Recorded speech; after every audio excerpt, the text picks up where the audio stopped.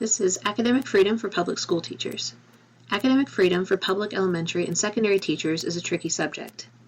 So we're going to look at two court cases, one about a teacher's right to disregard supplemental reading lists in favor of their own, and one about a teacher's right to teach their religion in a science class.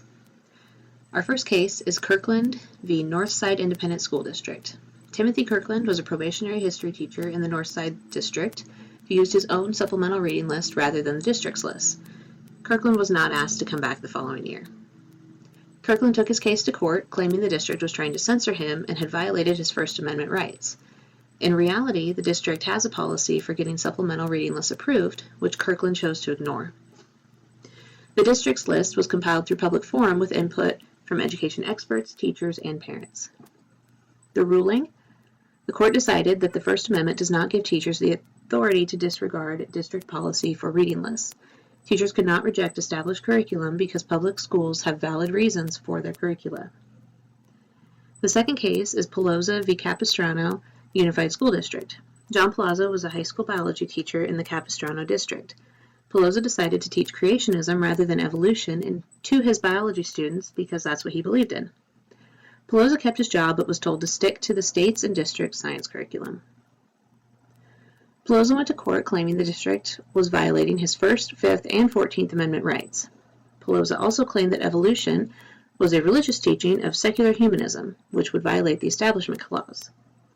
And even if he could not teach religion in his classes, he felt he should be able to before and after school.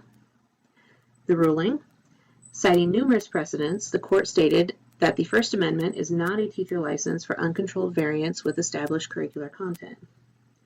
Evolution is not a religion, therefore teaching it does not violate the Establishment Clause.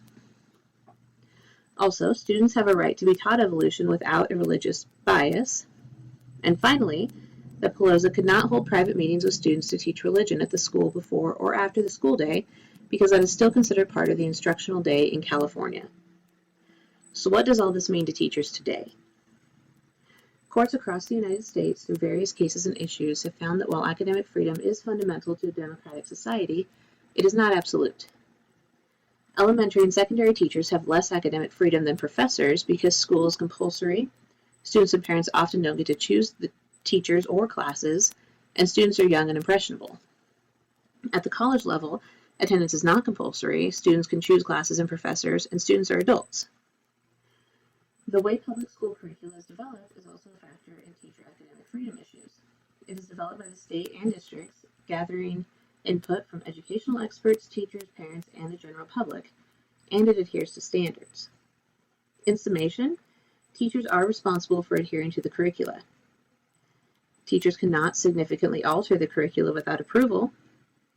This also means teachers cannot interject personal religious beliefs. Now that may seem harsh, but keep in mind, many districts have a procedure for teachers to get approval of things like supplemental reading lists. Courts have upheld that teachers generally have control over their methods of teaching, and teachers can speak out in matters of public concern according to the Pickering balance test. The big picture is, if all public school teachers were granted absolute academic freedom, then there would be no way to know if students were actually receiving an education built upon standards or an education in their teachers' opinions.